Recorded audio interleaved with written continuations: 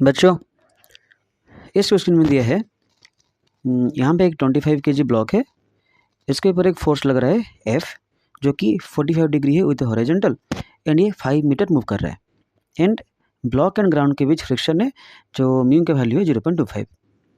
सो इस क्वेश्चन में ये पूछा है कि टोटल वर्क डन कितना होगा। लेकिन ना ये क्वेश्चन में दो चीज़ प्रॉब्लम है। ये क्वेश्चन में दो चीज़ एक्चुअली क्वेश्चन में एक्चुअली थोड़ा डिफाइन नहीं किया गया है। इसमें ये मेंशन नहीं किया गया है कि ये जो ब्लॉक मूव कर रहा है और ब्लॉक जो 5 मीटर मूव किया है वो कैसे मूव किया है, कांस्टेंट वेलोसिटी में मूव किया है या इन कांस्टेंट एक्सेलरेशन मूव किया है। तो इसलिए यहाँ पे मेंशन नहीं किया है कि whether it is moving with constant velocity या मूविंग विद कांस्टेंट एक्सेलरेशन। और यहाँ पे ये भी मेंशन नहीं किया गया है कि इसका जो वर्क डन हो रहा है वो किस फोर्स की वजह से हो रहा है, क्योंकि ये ब्लॉक जो मूव कर रहा है इसके ऊपर बहुत सारे फोर्स एक्ट कर सकते हैं। ठीक है, तो इसका जो सॉल्यूशन दिया गया था, ऑफिशियल सॉल्यूशन था, वहाँ पे थोड़ा भी एक्चुअली वहाँ पे गड़बड़ है। वहाँ पे उसको कांस्टेंट वेलोसिटी एज्यूम करके सॉल्व किया गया है एंड जो वर्क डन निकाला गया है वो ड्यू टू एक्सटर्नल फोर्स करके किया गया है।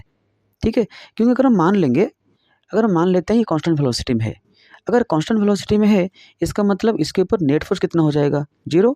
अगर नेट फोर्स होगा 0, अगर मेरा नेट एफ नेट हो रहा है 0, तो मेरा वर्क भी कितना हो जाएगा, वर्क नेट हो जाएगा 0।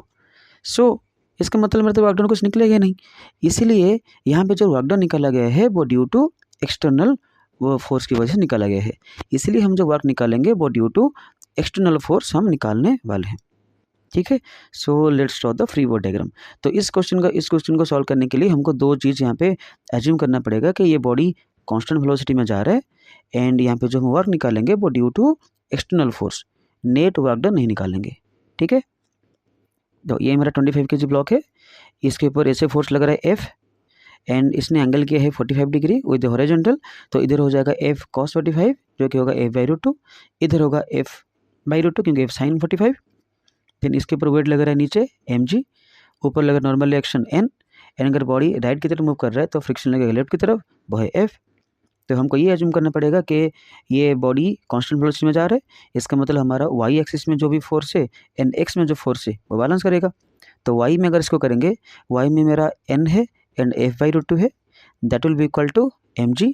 सो मेरा n यहाँ से निकल जाएगा mg माइनस F/√2 एंड अगर x में हम बैलेंस करेंगे इसको, x में हमारा फोर्स है F/√2 and friction force F। हमको पता है फ्रिक्शन का फॉर्मूला होता है म्यू इंटू एन, तो सिंपली हम एन का जो वैल्यू हमको यहाँ से मिला है वो एन का वैल्यू हम यहाँ पे पुट करेंगे, तो मुझे म्यू इंटू एन का वैल्यू यहाँ पे फॉर्मूला मिल गया which will equal to F/√2। तो इसको सॉल्व करके हम एफ का वैल्यू निकाल लेंगे।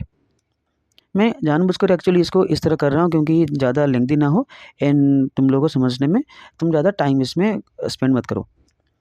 ठीक है, एंड इसका जो कैलकुलेशन जो बेसिक कैलकुलेशन है वो तुम खुद कर लेना। तो सिंपली इसमें f निकालना, ये सॉल्व करके ये इक्वेशन को सॉल्व करके तुमको f निकालना है ना। अब निकालते हैं वर्क डन। ना work done by the external force, net force नहीं, external force will be equal to F(s cos theta). f हमको यहाँ से मिला होगा, s यहाँ पे गिवन है 5 मीटर, ना cos 45। क्योंकि यहाँ पे अगर देखा जाएगा यहाँ पे जो एक्सटर्नल फोर्स है, एक्सटर्नल फोर्स का दो कंपोनेंट है, F/√2 F/√2, बट F/√2 है along the 5 metre, but this F/√2 is perpendicular to 5 metre, तो इसके वजह से तो कुछ नहीं होने वाला, तो सिंपली इसके वजह से होगा।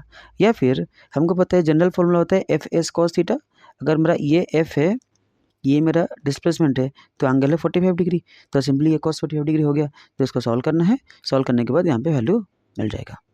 ठीक है, अगर इस क्वेश्चन रिलेटेड और तुमको भी कुछ अगर डाउट हो रहा है, क्वेश्चन पूछना है, अगर तुमको जो मैंने बताया उसको थोड़ा चैलेंज वगैरह करना है तो प्लीज़ मुझे कमेंट बताइए एंड इसका आंसर कितना आ रहा है वो भी मुझे कमेंट बताइए।